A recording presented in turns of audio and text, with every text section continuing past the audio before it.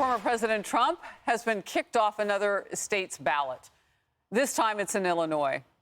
And the U.S. Supreme Court has agreed, meanwhile, to rule on whether Trump has immunity in Jack Smith's election interference case, an election year dispute that will have blockbuster legal and political implications for the entire nation. Shannon Bream is live for us in Washington, D.C. Shannon.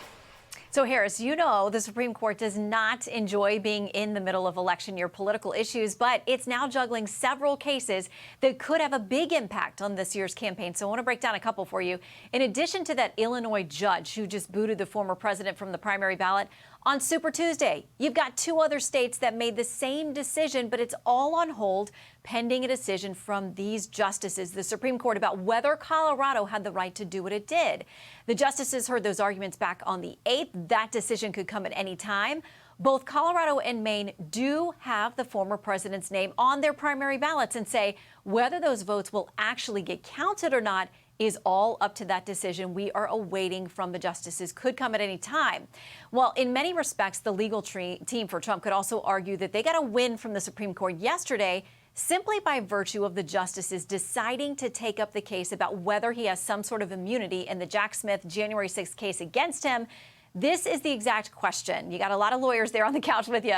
This is what they've agreed to hear in April. Whether, and if so, to what extent, does a former president enjoy presidential immunity from criminal prosecution for conduct alleged to involve official acts during his tenure in office? Yesterday's order from the court does not tell us how each of the justices voted, but they made clear the court is not, quote, expressing a view on the merits yet.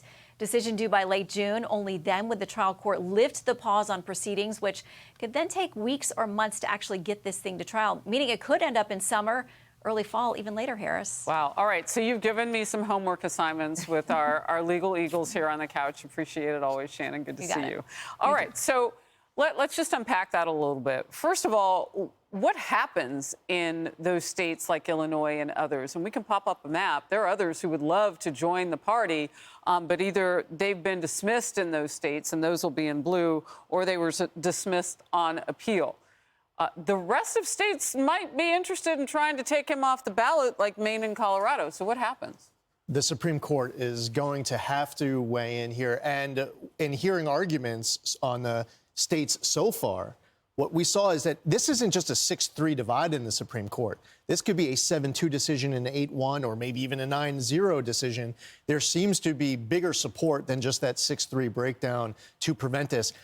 I don't want to hear anything from the left about attacks on democracy when you see an attack like this. There is no greater threat against democracy than Joe Biden and Democrats saying that Americans don't have a right to choose their own president in November. This is the greatest threat to democracy that is imaginable. Well, it's also like a really big deal about election interference. Why doesn't anybody ever call it that? I call it that. That's right. It's perfect segue. You must have been reading my mind. I spoke to someone the other day, a loyal Fox watcher, and someone who said, look, my biggest concern is the fact that no one seems to ever assuage our concerns about election integrity and about election interference. Why is it that these questions we have don't even seem not only to not be answered, but even to be addressed in the public sector? And that map, to me, perfectly illustrates one of the legal arguments, which is the patchwork effect. How can you take away from the people the power to have a candidate for a national election on every single one of the ballots when it so clearly is only here in a consideration in some of the states? It's a fascinating question, but I think that the largest continued slap in the face by the left is the knee-jerk quote behind Donald Trump's name, which is the threat to democracy, when the greatest threat is if this occurs. And can I just add, this is clearly election interference. It's proven to be election interference when you see all of the tiers on the other side come down over the course of the last 24, 48 hours. Yes. All right, let's pop up that map one more time. I want you to notice the gold. Those are the states that are pending with this. I mean, you talk about a patchwork. We're going to go into an election season, depending on how this shakes out, because some of these places, like Maine and Colorado, will have taken his name off the ballot before the U.S. Supreme Court will weigh in. And if they weigh against Trump and those votes don't count, that means their neighbors in the state next door, their votes didn't matter because it was wiped away before they could vote. They might vote for somebody else. I mean, do you think it gives maybe some advantages to one side or the other? You know, I'm not a lawyer, but I did get a master's in business, marketing and leadership. And what I know is that you let the market decide. You let the people, the consumers, the voters decide. We have one judge in Illinois who made this happen. We have one election official in Maine who made this happen. We have a Supreme Court in Colorado on a split decision who made this happen. These aren't voters. This is taking someone's name off a ballot, deleting a choice.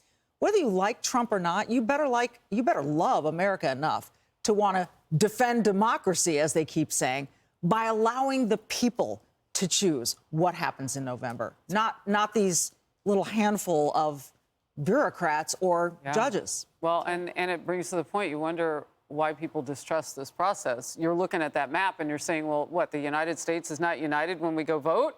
Right. Real quick question for you. When do we reach the point where we're too close to the election? Like, is that being talked about, do you think, in the White House? The calculus being, well, if we could just speed this up a little bit. It's being talked about openly. I heard an anchor on another network say every day as we go towards the election counts. Okay, counts towards what? Like speeding up a process against someone and election interference? So, yeah, people are openly saying that. You have Jamie Raskin talking about the Supreme Court, that we should be engaged and aroused because of the Supreme Court action. What does that even mean? Pelosi, the Supreme Court is placing itself on trial. Really, Nancy Pelosi? Way to disturb faith in institutions. Yeah, he used those words. Go check it out.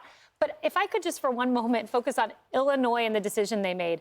Going through the legal opinion, one of my former colleagues, Chad Gilmartin, pointed this out on page 38. Check out this language. The Illinois State Board of Elections shall remove Donald J. Trump from the ballot for the general primary election on March 19th, 2024, or cause any vote cast for him to be suppressed. Word of advice for those wanting to engage in election interference and voter suppression.